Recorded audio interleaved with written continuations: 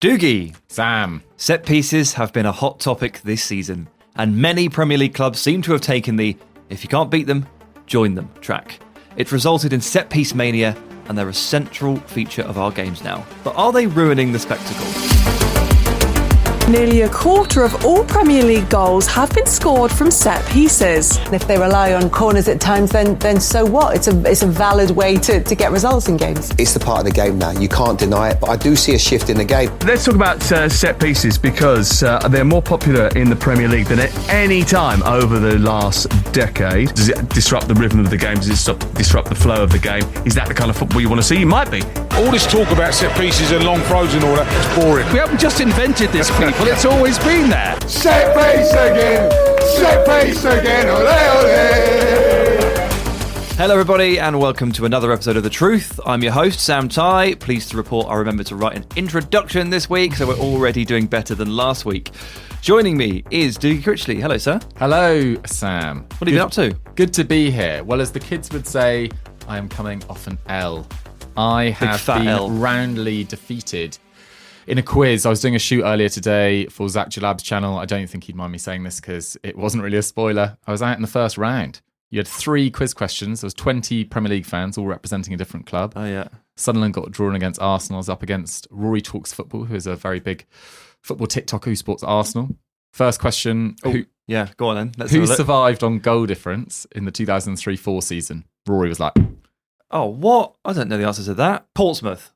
West Ham. Right, okay. Next question, which I probably should have dived in quicker on because it was best of 3. Which Finnish player, and he went like this, Anthony. And then they finished the question, which was really annoying. They finished the question by saying, which Finnish player scored the opening goal of the 2018-19 season, I think it was? Timo Pukki. Correct. So Yeah. I was out and I didn't even answer a single question. So that was it? That was it. That's why, because I basically, to sort of reveal the curtain, I kind of delayed this whole podcast a little bit later and I was in and out within about 15 minutes. Oh my goodness me. It's like going home first on Survivor or Traitors. It was bleak. You're genuinely just really, really ashamed of yourself. It was not good. You can't face the family in that respect. Absolutely not. Okay, cool. Well, are you okay though? I'm good. Yeah, no, I'm fine. I haven't. No L's, no losses? None so far. None so far. And let me introduce the third element to this podcast. Yes. Over in the corner, you may hear him sneering. You may hear him slithering. He hates muggles, he's a giant pet snake, and he's hell-bent on world domination. Just 3 things that Lord Voldemort has in common with our producer, Jack Collins. Hello, Jack. Hello, Sam. How you doing? Great stuff. Yeah, good stuff. I was going to reply in parcel tongue, but I decided that it was probably if you had best. just gone... Nagini Collins. Nagini Collins sounds like a really, really dangerous drink. Sounds like my firstborn, if I'm honest. You just talked about the Traitors. I applied to the Traitors this week. Did you? Yeah. Huge. I was like, well, imagine how much fun that would be. Imagine the listenership. For the summer series. Imagine the listenership we would gain on the Truth. That'd be huge. Yeah. When do you find out? Don't know what happens now, but I think you'd be a decent traitor as well. I actually think I'd be a terrible traitor, but a bit like that. Good on the show, a bit like that Harriet lady. I'm basically just going on to boost the old profile. I'm going on to be like, sell some books, baby. More people listening to The Truth and ranks, please. That'd be very, very good for everyone involved. God, that would be amazing. Yeah, we get some listeners. That'd be so good if people listened. No, people do listen, I think. And before we actually do dive into the episode, on that note, just looking through, I was watching the YouTube video back, Dougie, and it was nice to see a number of people were very excited for the podcast to be back. There's quite a lot of messages to say, thanks, finally you're back and this is great. Happy to have it back in the rotation. There was one quite amusing comment that I just wanted to pull up. It read, Dougie, get someone who knows something about football to join you.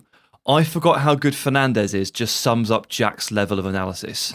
Now, this is great on several layers. One, of course, it was me that said that.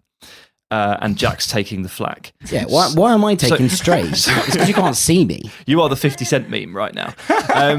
This is great, though. It means that I can do whatever I want, and any repercussions, they land at your door. So after this podcast, I'm off to commit a series of quite serious crimes, knowing full well that you will surely go to jail instead of me. I also think it was just more of an expression you were saying, I kind of forgot how good he was. I don't think you were saying, I Bruno Fernandes wasn't good. Yeah, or, I thought it was rubbish. Yeah, exactly. Just Portuguese Conor Gallagher. Oh, wait, no. YouTube comments are often hilarious. You can't ever take them too seriously. Good fun. Good honest fun. Good clean fun. Anyway, Bruno Fernandes is quite good, and I have remembered that, so that's quite cool. Anyway, set pieces. Wow. Let's talk about set pieces. It has been a massive bone of contention for a lot of people this season from multiple angles, multiple fan bases. Dougie, where are we starting? Okay. Just a few sort of statistics to sort of lay the land on set pieces, because we're now 65% of the way through this season. It's actually flown around, hasn't it? As we record this, you will actually listen and watch this after another round of fixtures. But as we record this, there are 13 of 38 league games to go. There have been 230 set-piece goals this season. So that includes corners, free kicks, throw-ins, or penalties.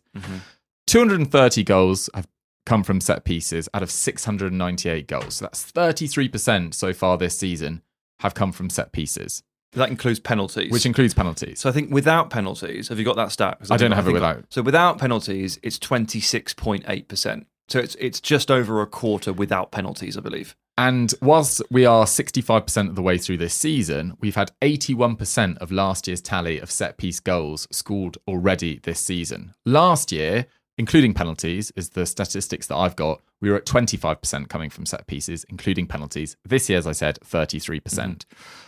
Last season, 0.7 set piece goals per match. This season, 0.9. So you can see the clear increase there. There are a number of teams that have already scored more set piece goals this season than last. Arsenal, Chelsea, who will come up quite a bit in this podcast, surprisingly, Spurs and Fulham, and plus Leeds, who weren't in the league last year, obviously, they rank joint third for set-piece goals with 15. For context, last year, no newly promoted side, Leicester, Ipswich or Southampton, scored more than 9 in the entire season. And goals per game this season have dropped slightly from 2.8 to 2.9. But the proportion of set-piece goals, Sam, has gone up quite significantly. Yeah, so we've got fewer goals per game, but a higher percentage of goals are from set-pieces, which means that, basically set-piece goals are on the rise, but goals are being replaced by set-piece goals. So this is probably the starting point for the contention, is that a lot of people are feeling this and a lot of people are seeing this. And like, I get it. Like, I look at the percentage of set-piece goals for seasons, and, you know, this season it is right up there in the last sort of 10 or 15 years. Only 09-10 and 10-11 had a higher percentage in the last sort of 10 to 15 years. So that was like peak Pulis ball. Yeah. Pulis was at the peak of his powers. Still kicking around. Yeah, and Martin O'Neill was a Premier League coach. Like, it was a very different landscape back then, and that was nudging towards the 30% mark, and we're sort of getting back towards that, which doesn't feel particularly great, of course, but it is a bit more innovative these days. There are quite a lot more ideas flying around. It's not all just like pump and dump. However, I think the reason or the issues that people point to, they are mostly to do with how messy it makes the games. And we've got some actual problems that we can very fairly point to, whether or not you're in favour of set-piece goals or innovation or not. There are a couple of things that, for me, have really been quite a bit tough to watch. I'm not knocking this, but the melee that ensues at an Arsenal corner it's very effective, and I'm not going to criticise them for finding something that works, but it's a mess. Like, it is an absolute mess, and you know, those that are jealous of Arsenal's success will point to it and decry it. Those that aren't necessarily jealous, but just are a bit like, okay, fine, another one of those, you'll get a bit bored of it. And Arsenal, basically, I'd say, are the poster boys for the Premier League's mini set-piece revolution. And as a result of being the face of it, they cop the most flack, would you agree, when it comes to criticising this sort of thing? Yeah, absolutely. I mean, there's 3 clubs. I mean, there's particularly one club, but there's 3 clubs that generate the most headlines in English football: Man United, Arsenal and Liverpool. And Sky internally put out statistics around that, because they do want, and this is just one example of one broadcaster or one media organisation, I'm sure it's the same for ESPN. You know, Man United get the most clicks and they generate the most revenue, which keeps the whole thing going. So if one of Man United, Arsenal or Liverpool are leading the Premier League and there is a particular trend at that time, it's going to be talked about, which is why I think Arsenal get so much attention for this. It's not some anti-Arsenal agenda in the media. It's the fact that last year, the leaders or the winners of the Premier League, Liverpool, 22% of their goals came from set pieces. This year, Arsenal is at 38%. That is going to be talked about. What I do think is quite interesting is that there are actually a number of sides, including Palace, Newcastle, Leeds, Chelsea, who have a higher percentage of their goals coming from set pieces than Arsenal. But because Arsenal are top of the table and they are the team that are going to generate so many headlines and they're the team that everyone wants to knock off their perch, for want of a better expression, it's going to be talked about a lot. And it does seem like a trend down the league as well. I think a number of sides are now struggling to generate clear-cut opportunities from open play, and they're having to lead on set pieces a lot more. Yeah, totally. Yeah, I mean, there are sort of almost two ways to look at that statistic, which you've kind of outlined, which is that there are clubs that have a higher percentage of set piece goals, a percentage of their goals. Like Everton are like right up there. That's quite a high percentage. But Arsenal, of course, have scored the most set piece goals, and this works because Arsenal have scored more goals than those teams. But they've scored 44 from corners in the last 3 years. Amazing. Like, wow. Obviously, the next closest is Spurs on 31. It's a huge gap. That's over a 3-year period. I think that's roughly the Arteta set piece coaching era there, like basically as a sample size. And they've done it by, I mean, at the end of the day, it's just creating chaos in a box and trying to do your best to free up Gabriel for a header. Gabriel, probably the biggest set piece threat in the Premier League. What's wrong with that? It's just utilising what you've got at your disposal. But it's been going on for 3 seasons and people can't stop it, so they get really annoyed. And we're actually at this point now where people are taking screenshots of Arsenal players cramming into the 6-yard box, roughing up the goalkeeper, trying to get as many bodies in there as possible. That surge they do from the back post through to the front post, and sort of jostling and knocking. And I've done a piece for ESPN about Mikel Merino basically acting like an NFL wide receiver and using and actually, to be fair, at points an NFL defensive end by using swim moves and chop blocks and breaking hands apart and how to. He said he studied the sport of how to get away from a marker. It's the same thing as a wide receiver trying to evade a cornerback in press man coverage. So they're working really hard on this, and it's really annoying people that they can't replicate it, and they don't like the fact that it's messy. Like I've already said, I'm not so keen on it, but I'm not going to sit there and criticise it because it's perfectly legitimate. What we do have, though, is off the back of the weekend where Manchester United scored a really pretty goal from a set piece. The Mainu pass to the edge of the box for Mbeumo to stroke it home probably shouldn't have been unmarked, Spurs, but they were down to 10 at that point, reeling, and probably just had some kind of miscommunication or didn't have enough players. Then we got this thing where I saw a few United fans saying that set piece goals are fine if you score them like that. And it was referred to by one as an ethical set piece goal, Dougie. Oh. I think this is when it's going a We're bit crazy. We're bringing in morals and ethics to set pieces here. Yeah, I think that's just, someone trying to get moral supremacy over a concept. Though, it is a funny idea that it's an ethical one. I mean, they're not the first club to do it. We were talking about it off camera before we started rolling. I think Bournemouth scored that goal against Arsenal a few years ago, and look, they probably copied it from somewhere else. And remember that it's not just Arsenal that have become a very successful side utilising set pieces. England under Gareth Southgate.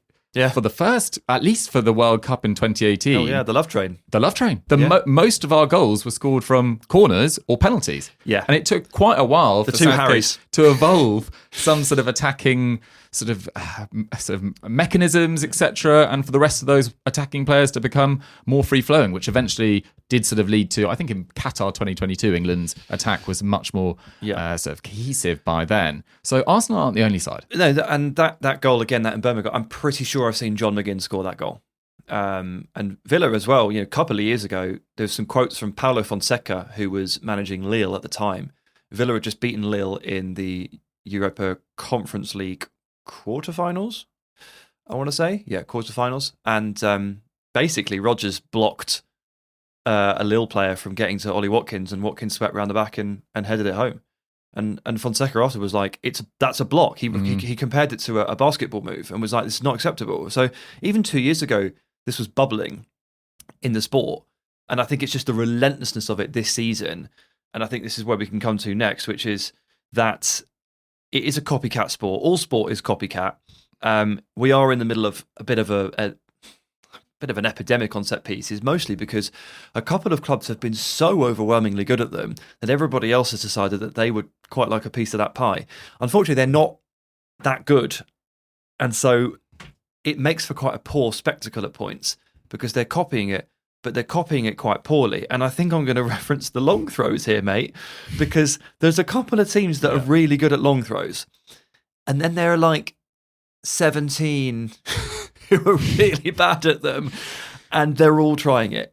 And it's just terrible to watch sometimes because it takes ages. The ball in play is suffering in Premier League level, and it's lower than it was last year, lower than it was the year before. It's hovering around 54 minutes, I think, per game at the moment, ball in play, and it should be a bit higher than that. Come on.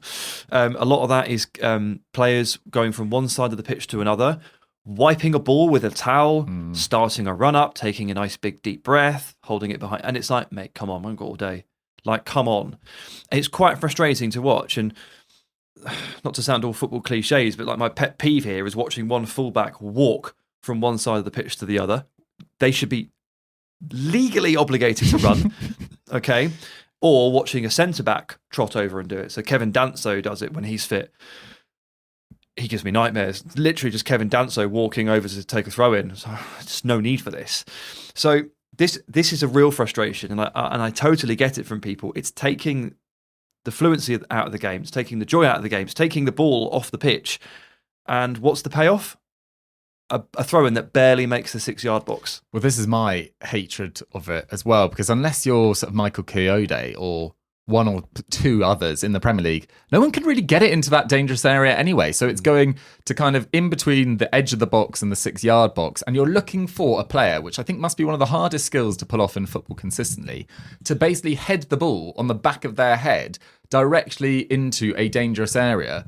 And then hoping for someone to run on and finish. I just think it's so difficult. And actually, I've been to quite a few Sunderland games, which we've generally lost this season when I'm there. But either way, in the last few weeks, we've taken Nordi Mukiele, who was our long throw specialist, I say, and our record from set pieces this season, actually pretty disappointing. And we've replaced him with Trey Human. We're playing much shorter from throw-ins as well, which I think more sides should do, because we have got, and a number of different Premier League sides have, ball players that can operate well in tight spaces, Enzo Lefebvre in particular. And I think we'd be able to generate more chances through quick movement and a few dummy runs from a throw-in and then go from there. So it is slightly frustrating. But I think the reason why it's attracting so many headlines is not just Arsenal, is the amount of sides at the top that are relying on set pieces, or at least set pieces are playing a high proportion of their total goals. So this year, 3 of the top 5 in the league score at least 33%, so at least a third of their goals through set pieces. Arsenal, Man United and Chelsea. Of that, Chelsea actually, interestingly, the highest at 40%. That is surprisingly high. I'm trying to wrap my head around that a little bit. What's happening? It does include penalties, and they've had to have a number of penalties as well. Yeah. But last year, you had to drop to 6th in the league to find anyone that scored 33% or more of their goals from set pieces, and that was actually Aston Villa. And this year, we're talking about it again off camera, your set piece effectiveness has kind of dropped as well. Just a bit, yeah. I feel like it's fine, but it's just in the context of the league, which has just got a lot better overall, it's maybe just not so special. Austin McPhee needs to come up with a few new regimes. He does. But last year, just to finally do my final sort of data point on the rise of set pieces, last year, the highest percentage of goals coming from set pieces was from Palace at 37%. Then you drop down to Villa, Forest and Everton on 33%. This year, there is there is 6 sides with 38% or more. Palace, over half their goals come from set pieces. Newcastle, who spent huge money on Voltemada, Wissa, Alanga, 49% of their goals coming from set pieces this year. So there are some sides that are struggling to generate chances, that are struggling to play entertaining football, and there are a number of different factors involved in that, which we'll come on to. And I think it is altering the landscape in the Premier League and leading to this, a lot of people, particularly online, saying that the football's become very boring, it's become very staid and much more physical and set-piece orientated. And the statistics do back that up. But I think there is a certain amount of joy to be found this season still. Yeah, I mean, as I've said, there's always room for innovation. And even just little things like Chelsea have played Arsenal twice recently, and just as Declan Rice is about to swing the corner in, I'm sure you've noticed, but like 3 Chelsea players bolt. I enjoyed that. Up the pitch. and it makes Arsenal stop and go, whoa, hang on a minute. And then they have to sort of reconsider and think, well, now we have to take a couple of players out of the box because we can't just leave three Chelsea players up on the halfway line versus one of ours. Like, I think they still ended up with Enzo Fernandez marking Gabriel. It didn't come off, but that felt risky. But suddenly something's happened there, and this is the way things go, right? You copy, and then someone comes up with something, and it looks like the way teams are going to try to combat Arsenal's superiority in this area, which is not easy to deal with because Declan Rice is one of the best corner takers in the world, and Saka is not bad on the other side, and Gabriel is the biggest aerial threat, I'd say, in the league. So that combined with all of the coordination makes them very difficult to stop. If their strategy is to create carnage with a lot of players, a lot of bodies, and try to make the defence lose their attacking markers, what better way to combat that than lighten the box, basically, right? Take Arsenal players out of that scenario, make it less of a melee. So, as with everything in football, there is always a course correction, and perhaps we're seeing the first bits of it. I would personally welcome it. I agree with those that are finding these games just a little bit... stale's not the right word. Lacking in imagination and open play, and teams are just desperate for set pieces so that they can unveil a new routine that they've been working on. And I like some of the creative ones, but yeah, you're right. We need more in open play. How does this stack up compared to Europe? Well, that's interesting, isn't it? I mean, most people have been saying, firstly, before I get onto that, it's interesting that a couple of years ago, people complained that Pep Guardiola's style of play and 1,000 passes was boring as well. Yeah. So there are always people that are going to take issue with whatever the prevailing trend is in the Premier League. But a lot of people have said, the Premier League's never been worse in terms of quality. You look at the impact and results of English sides, in Europe this year, it's looking like it's not having too big an effect whatsoever.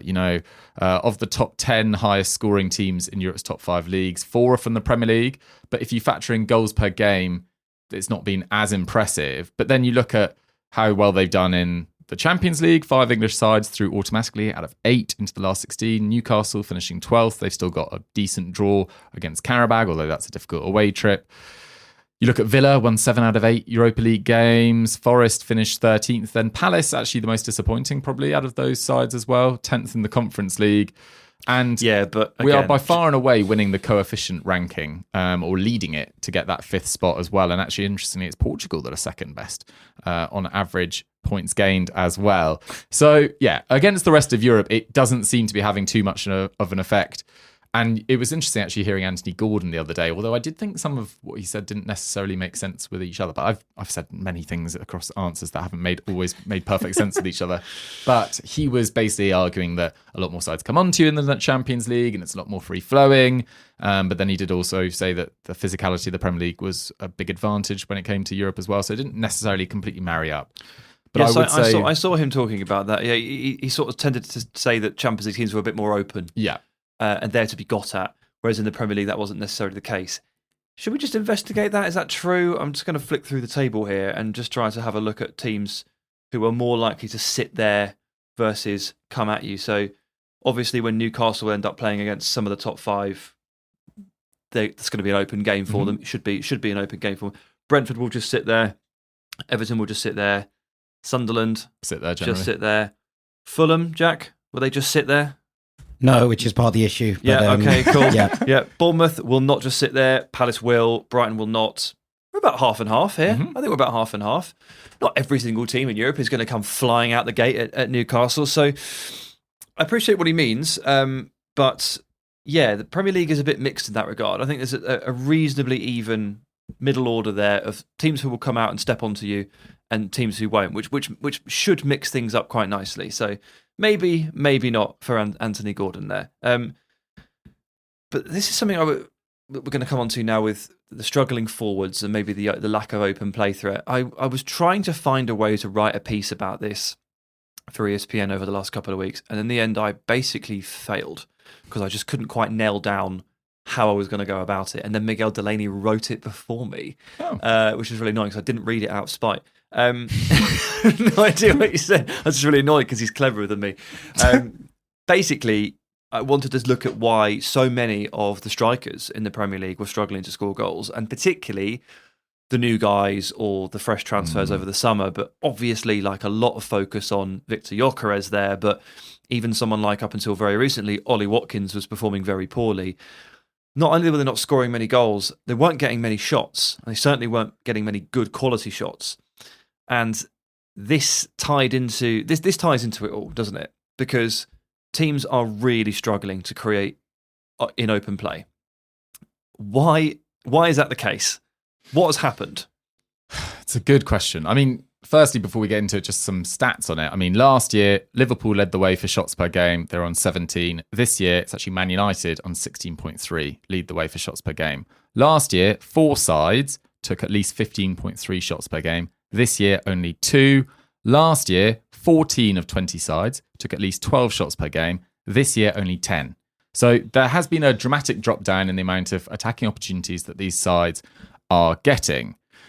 In terms of answers to it, I find it's much more case by case, but I do think the struggles of the sides of the league's most entertaining and highest quality attacking players, kind of through coincidence, I would say. I don't think there's maybe a unilateral trend there, or at least one that I haven't spotted yet.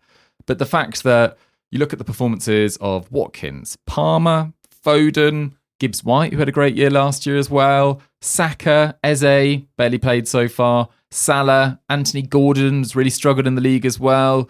That is a number of attacking players across a variety of different teams playing a variety of different styles that have all been slightly off it this year. And I think it's just led to this feeling of slight sort of boredom amongst the general public that maybe aren't tied to one side that's doing very well. Like, I don't think you'll find many Sunderland fans or Villa fans that haven't enjoyed this season.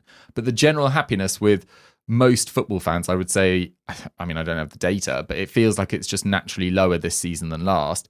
Also factor in what generally brings a lot of excitement is new signings and how well they do. And a British transfer record was set in the summer with Alexander Isak. He arrived half fit after going on strike with Newcastle, played 10 games, got 2 goals and 1 assist, then broke his leg. That's a big downturn. Florian Wirtz started very slowly. He's been magnificent since about the start of December, but still started really slowly. Benjamin Šeško is currently a bench option at Man United. Nick Woltemade has completely gone off the boil since Johan Wyss has been introduced into the side, and it seems to have knocked his confidence. He also, whisper it quietly, hasn't been quite the same since he scored that own goal against Sunderland at the Stadium of Light as well. Victor Gyökeres has been a bit of a flat track bully, which is what people wanted him to be as well, but people are complaining that he necessarily hasn't done it in the biggest games Well, yet. I would argue the complaints are that he wasn't actually that much of a flat track bully until recently. He has perked up, but he wasn't scoring in enough games. True. Like the goals per game ratio looked okay, but 3 came here, 2 came here, and then there was like a stretch of 6 games where there was 0, and that was the big problem. He has perked up, I think, since Gabi Jesus was fit. Mm-hmm. And now that Kai Havertz is fit. There's something always to be said in football about competition for places and what it can bring out And of players. more rest, maybe, as and well. the three of them are pushing each other really hard. You can tell. So yeah, he had a very slow start. Wissa was injured. Madueke didn't play too much, but impressed. Then got injured. Kudus played really well. Got injured. Cunha started really slow, and Bumo started really slow because of Man United's general malaise. So there's not a lot here in terms of those early success stories. Yes, Elanga has actually been dreadful. And João Pedro arguably only just started to really, really play well, although I've always been obviously a very big fan. But he's now convincing more people since Liam Rossinha took charge. Yeah, you're right. There's not a lot there. Xavi Simons was rubbish for ages. Gittins, no-show, injured. And even Mr. Reliable, the guy that ever since arriving in the Premier League has guaranteed, I don't think he's ever had less than maybe 20 goals in a Premier League season. That's off the top of my head. Mr. Mo Salah has not been anywhere near his best this year. Struggling in a side without Trent Alexander-Arnold, struggling in a side that are trying to bed in Ekitike, Isak, Wirtz. It would affect probably everyone, and he's played a lot of football over the last few years as well, but His performances have been so off it. Ended up being dropped, then called out on a slot. He's just been so unhappy. Cole Palmer as well, one of the league stars, been injured, only recently come back. And then Bukayo Saka, I don't know it's kind of gone under the radar that he's been pretty quiet for a year now, although I think that's mainly in terms of numbers rather than performance levels. I don't think he's actually been that bad when you watch him. I think point of clarification here. I pretty much never come away from a game having watched Bukayo Saka thinking you weren't very good. Exactly. Like that doesn't really happen. Agreed, the production hasn't been quite been there, but for once, it's not all on his shoulders. And for once, he can take a rest. He can take a step back. He can play 75, maybe even 60 minutes. He can come on at half time because they have the options, because they have Noni Madueke who can just step into the role, and he's great. So for the first time, it's not all on him. And I think that's probably reflected in his numbers. It's weird when players go through that. They get sort of everything you've ever asked for, which is please give him a rest, please give him a rest, and then you give him a rest, and you're like, he's actually not really firing on all cylinders right now, and I think that's a difficult transition for players to make. I think Saka plays well every time he goes on the pitch. It's just not all on him these days, which is a very good thing overall. But he's not the shining light, I guess. So that's a hell of a lot of players we've listed off there that have, for the most part, been not Saka, but for the rest of them, either disappointing or quiet for quite a lot of the season so far. And as you said, 65% of it gone. I hadn't really thought about this, but I guess that would be playing into the narratives. It's probably really annoying all the fantasy football players, which to me is just delicious tears, because I think that's a silly game. But I'm sure it's really annoying those players too. In terms of the open play struggles and players struggling to score goals, get good shots off, and that generally carrying that threat in open play, I'm of the opinion that the Premier League these days is so incredibly well coached from basically about 16th up that it is naturally going to be quite difficult for these players to crack a lot of these teams. It almost harks back to a conversation we had last season, a debate we had, which was, what is the strength of this league? Is it strong or is it weak? And you could kind of use the same evidence to point to two different conclusions, and it almost worked both ways. And I feel like it probably still kind of works both ways. But I was quite steadfastly in the camp of this is a very strong Premier League. The fact that the top teams aren't doing that well is indicative of that, because the middle order are strong enough to take points off them quite reliably. That has not changed.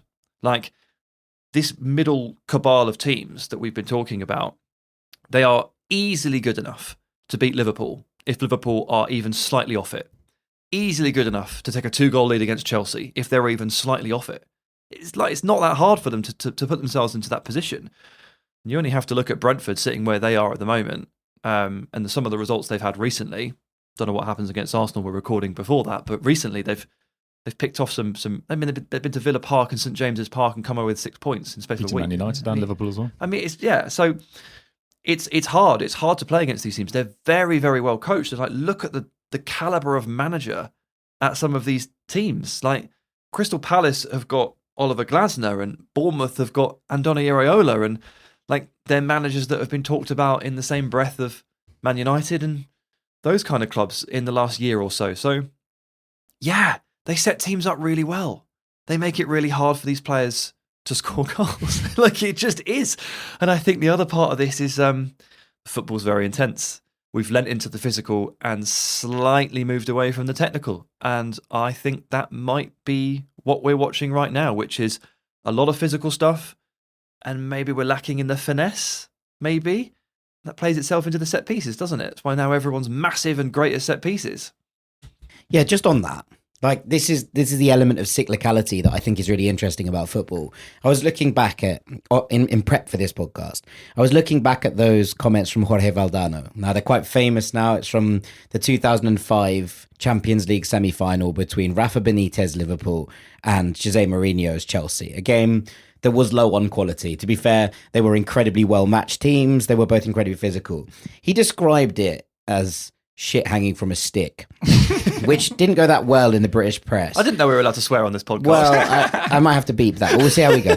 Listen to just the quote is this. It says, Chelsea and Liverpool are the clearest, most exaggerated example of the way football is going. Very intense, very collective, very tactical, very physical, very direct. But a short pass? No. A feint? No. A change of pace? No. A 1-2, a nutmeg, a back heel? Don't be ridiculous. None of that. The extreme control and seriousness with which both teams played the semi-final neutralised any creative licence, any moments of exquisite skill.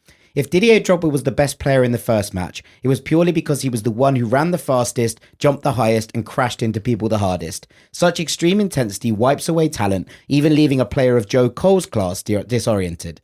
If football is going the way that Chelsea and Liverpool are taking it, we had better be ready to wave goodbye to any expression of the cleverness and talent we have enjoyed for a century. That's the quote from 2005, right? Yeah, and you could apply that. You could apply that to a game, maybe not Man City versus Liverpool this weekend, but you could apply that to a number of games in the Premier League over the course of this season. Now, in the midst of those two things, we've had the Guardiola re-Cruyffian revolution. Yep. We've had the birth of that football team, that Barcelona, that kind of redefined an era. We had everybody trying to copy that style. We had everybody trying to play out from the back. Swanzalona. We had death by 1,000 passes.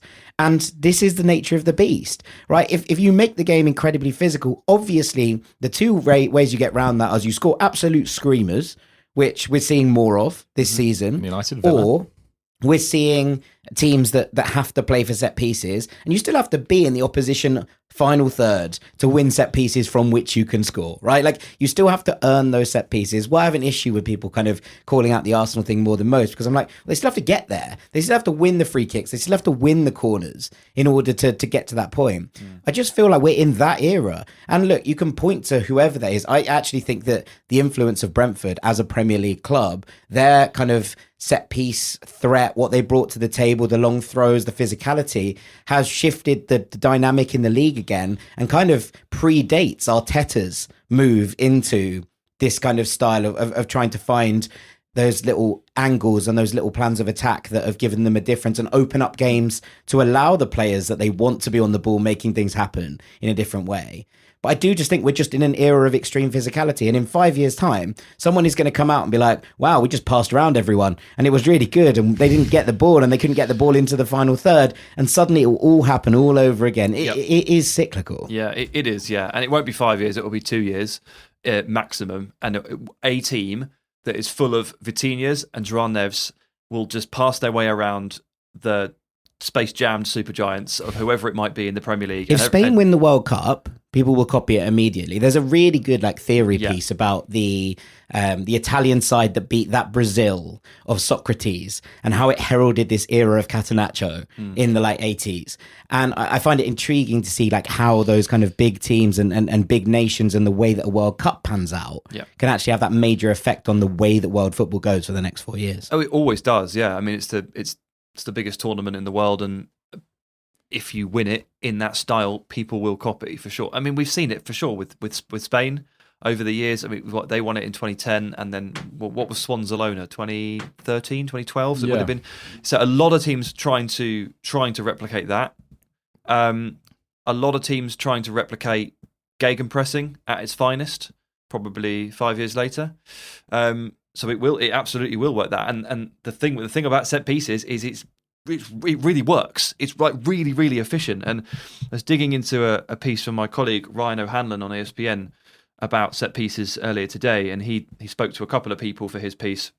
One of them was Ted Knutson, stats bomb guy, talking about how average teams score between 0.3 and 0.35 goals per game from set pieces, but if you really work on it, you can bump that to 0.8. It's a massive increase.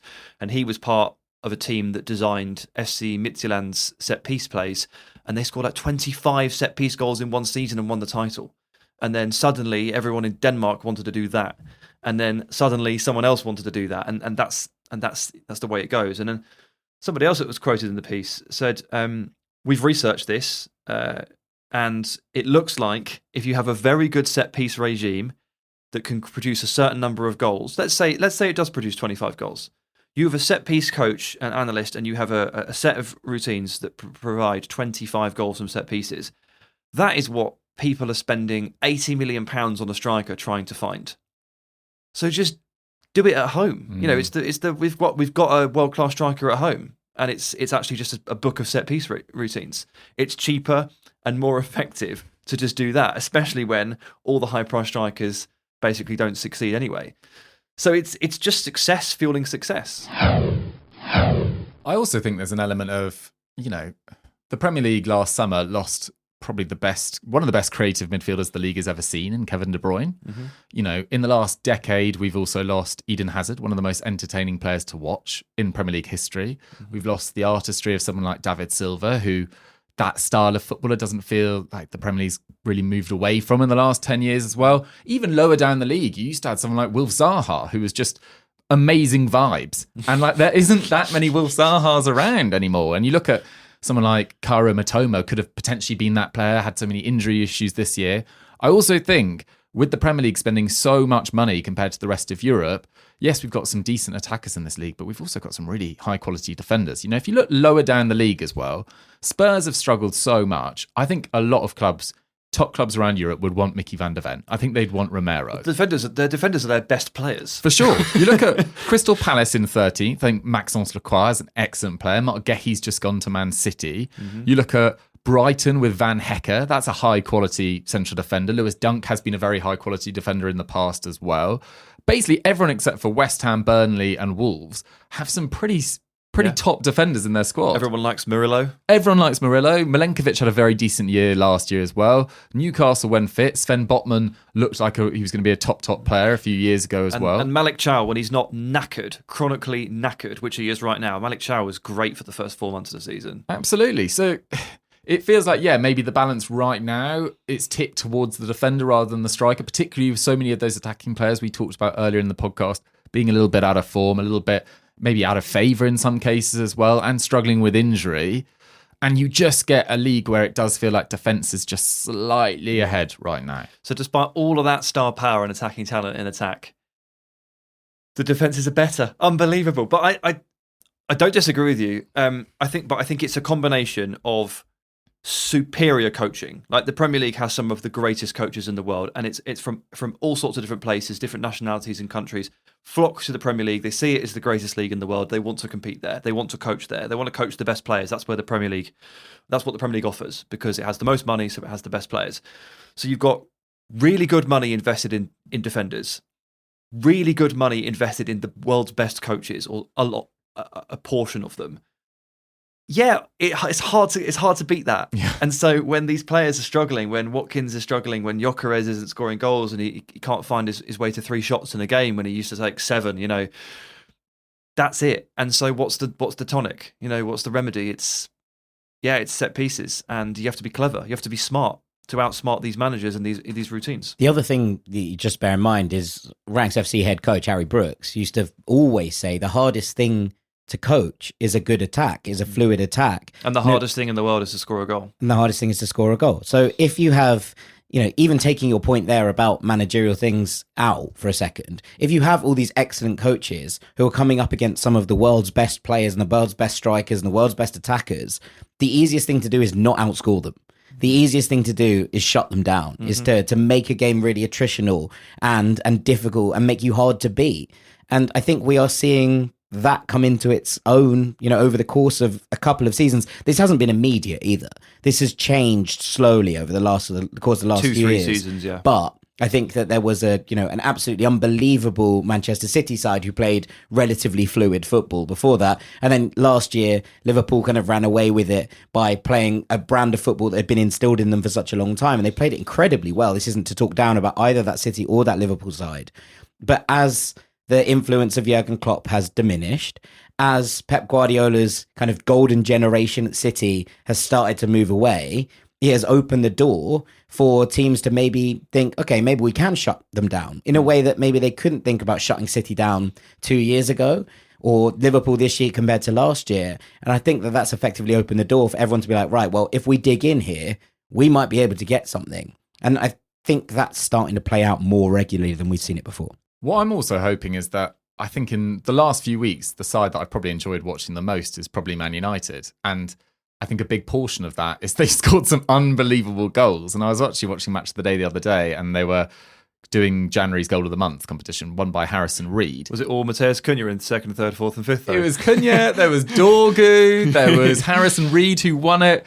there were some unbelievable goals. And I think back to some of the goals that Morgan Rogers has scored this season as well. Mm-hmm. Hopefully that is something that become a bigger thing in the next couple of years as a lot of coaches realise that, yes, they're lower XG chances, but if you can get more corners from goalkeepers deflecting it wide from long shots, etc., that could add to the entertainment value in the league as well. So hopefully that's something that comes next. Yeah, it's been a bit of an XG buster this year, hasn't it? Because if it is really hard to break down Brentford's low block, then why try and play through it when you can just hammer the ball from 20? Like, genuinely, at a certain point, it becomes more sensible to do that. And these players are really good. You know, for Morgan Rogers, a 0.04 XG chance is maybe a 1 in 4 at this rate. So it has become part of it for sure. A couple of final things to throw in here, just knocking around in my brain as we've been talking. I just wonder how much of a part fatigue and the schedule has to play in all of this. And you can open that in a couple of different ways. First of all being, you know, if you're a team like Arsenal right now, still in 4 competitions, you've already played what feels like 50 games. It's not that number, but you know what I mean. It kind of feels like I've seen Arsenal play 50 games this season. And how easy is it to manage yourself and manage the amount of vigor that you play with over the course of that long a season, over that many competitions, versus, how about we just do a few walkthroughs on set pieces? Like, we all know that players play at such intensity and with such regularity these days that they don't really get the chance to train in the middle of a week, particularly if you're in European competition. So it's not like Saka and Odegaard are out there doing sprint drills on a Tuesday. That does not happen. They barely train. So how much tactical work can you do in the season? Probably not that much. But set piece training is it's just walkthroughs. All they do is, a coach literally stands there and puts everyone in position, shows them a diagram, they swing in a few balls. You can get anyone to do that. It doesn't have to be your designated set piece taker, and you walk through everything that you're going to do. So is it a natural consequence of only being able to train in certain ways and at certain tempos, i.e. very low, that set piece training has become the priority for a lot of these clubs that literally can't go through the paces over the course of the middle of the season? Then also, just on the note of, some of these star players really falling off, can't underestimate the fact that, of course, the Premier League's Christmas schedule is mad. Yeah. Palace played literally every 2 days over Christmas, which was a crime, and it looks like it's really hurt them. But Chelsea and Man City played a Club World Cup. Two of the 6 or 7 teams in this league that you would expect to be among the prime entertainers and best creative teams show signs every now and then of looking like drop dead exhausted. And these players are going to struggle to be creative and influential in that regard. So I just wonder how much that has to play in it too. I think those are both very good points. I struggle to disagree with either of them. And it's there in the data as well. There's only 3 sides this season, Man City, Liverpool and Man United, who are scoring more than 1 open play goal per game. Last year, there was 9 sides scoring more than 1. So it's having an effect. Yeah. Just to bring it back to Villa as well, as I almost always do. I've failed to do that so far this episode. So we can't finish without doing that. I'm the one in club colours. As I keep telling people with regard to Villa's XG, Villa only attack when they absolutely need to. And I mean this, fit this in properly here, which is to say, Villa don't just go and go and go and hit and shoot. Like they score a goal and they go, all right, ideally that's it, right? Ideally, we don't do any more attacking. We will just pass the ball around. They're conserving fitness. They're managing their own energy levels. And if they concede a goal, then they'll be like, oh, okay, we're going to find another one. But they don't go and try and find a second goal unless they're absolutely forced to. And it's just another one of those situations where Villa aren't taking many shots and they're not creating that many chances. Arguably, they're not trying to, right? They're actually more interested in taking a lead and then managing a game out in terms of tempo, which is all with an eye on playing a very long season at a high physical level. Has to be a factor here. And Villa won't be the only team trying to manage their own fitness within a game because they've got another one in 2.5 days and then one after that and then an away trip here. Half the league is in Europe.